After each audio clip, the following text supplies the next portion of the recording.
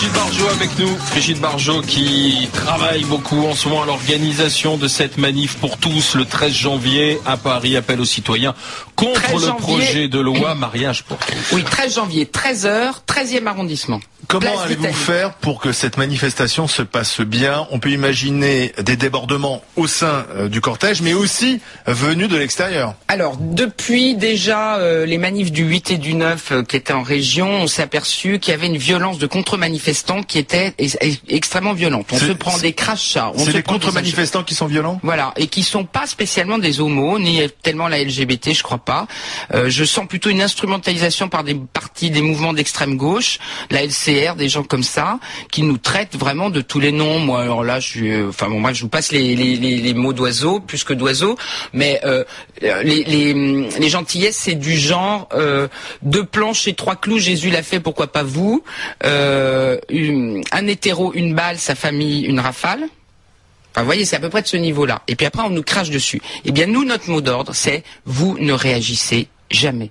Jamais. C'est-à-dire que notre service d'ordre et nos services d'accueil, enfin c'est des jeunes, hein, c'est des volontaires, on en aura 10 000 le 13 janvier.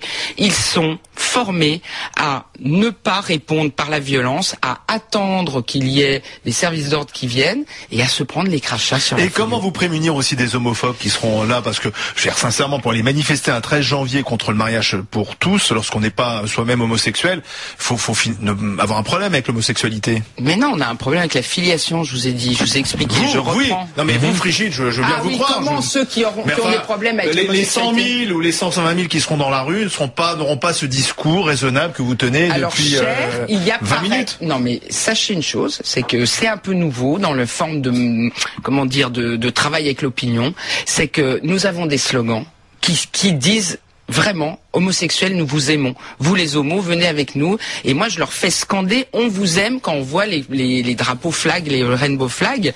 Et il y aura un char des homos. Il y aura un char des États généraux où nous ouvrirons le débat.